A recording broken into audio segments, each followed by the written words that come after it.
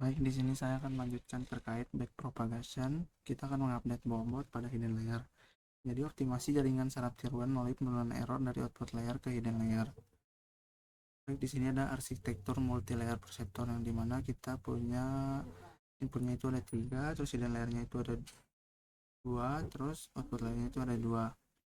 Jadi struktur jaringan saraf tiruan yang digunakan terdiri dari 3 lapisan utama yang dimana input layernya itu menerima sinyal masukan X1, X2, dan X3. Untuk hidden layernya itu memproses data melalui fungsi aktivasi F1 dan F2. Output layernya itu menghasilkan prediksi akhir itu Y1 aksen dan Y2 aksen. Jadi backpropagation bekerja dengan mengalirkan sinyal error mundur dari output menuju hidden layer. Jadi di sini ada prinsip dasar update bobot yang dimana bobot baru diperoleh dengan menambahkan bobot lama dengan nilai perubahan delta. Jadi rumusnya itu W new sama dengan W plus delta W. Untuk komponen deltanya itu perubahan bobot ditentukan oleh learning rate, error, dan sinyal input. Jadi untuk mendapatkan delta W nya itu sama dengan learning rate dikali error dikali dengan X. Jadi output update ini merupakan inti dari fase backpropagation untuk memperbaiki bobot per iterasi. Dari sini ada mekanisme aliran error yang dimana output 1, output 2, dan ada hidden layer 1, hidden layer 2, dan Y1 dan Y2 aksen. Jadi setelah fase feed forward, selisih antara target dan prediksi menghasilkan sinyal error E1 E2. Jadi error dari update dari output layer dikaitkan kembali ke bobot penghubung yang dimana WO11, WO0212 untuk menentukan seberapa besar kontribusi setiap bobot terhadap kesalahan tersebut. Jadi di sini ada kumulasi delta bobot yang dimana parameter WO11 itu untuk formula deltanya itu learning rate dikali E1 dikali dengan O1. Untuk formula bobot baru atau update bobot W nya itu WO11 plus delta W O11. Begitu pula untuk WO012, WO21, dan WO22. Selanjutnya di sini ada update bobot neuron pertama yang dimana kalkulasi delta untuk WO11 dan WO12 yang dimana menggunakan error dari neuron output pertama I1 dan sinyal dari hidden layer O1 O2 yang dimana delta WO11 didapat dengan learning rate dikali E1 dikali dengan O1. Begitu pula dengan delta WO12 yang dimana learning rate dikali E1 dikali dengan O2. Sini juga ada bobot untuk neuron 2-nya yang dimana menggunakan error dari neuron output kedua atau E2 dan sinyal dari hidden layer O1 atau O2. Yang dimana delta WO21 adalah didapat ketika learning rate dikali dengan E2 dikali dengan O1. Begitu pula dengan WO22 yang dimana learning rate dikali dengan E2 dikali dengan O2. Kemudian di sini adalah formulasi matriks lengkapnya yang dimana matriks delta bobot output delta W0 merangkum seluruh rincian ralat setiap jalur penghubung yang dimana delta W011, delta W012 yang dimana vektor kolom dikali dengan vektor baris.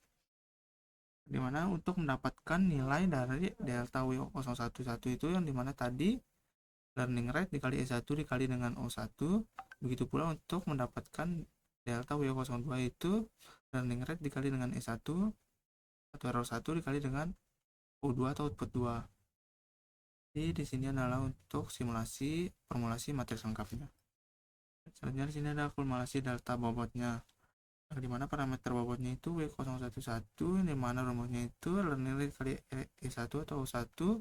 Sinyal masukannya itu hidden neuron pertama, begitu pula untuk selanjutnya.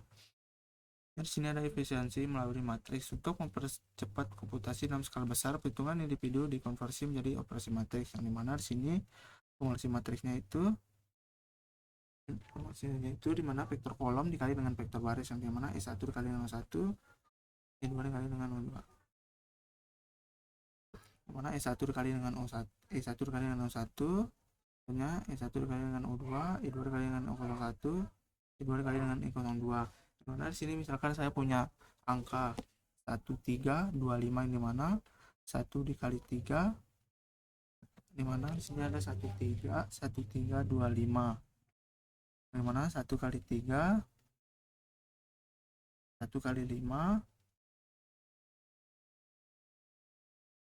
1 kali 3 kali 2, 3 kali 5, dimana kita dapat di sini itu 1 kali 3 3,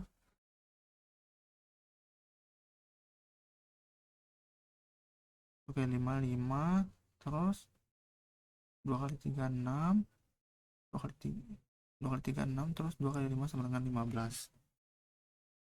Di sini adalah formulasi matriks lengkapnya, itu matriks data bobot output delta W0. Perubahan seluruh bobot output layer dapat dinyatakan sebagai berikut, yang dimana delta W0 sama dengan E101, E102, E201, E201, yang mana nilai ini kemudian dikalikan dengan learning rate untuk update bobot final.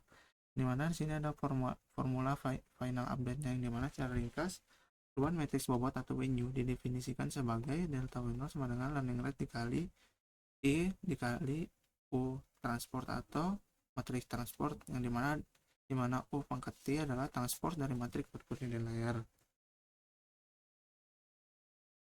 Oke, sekian dari saya. Wassalamualaikum warahmatullahi wabarakatuh.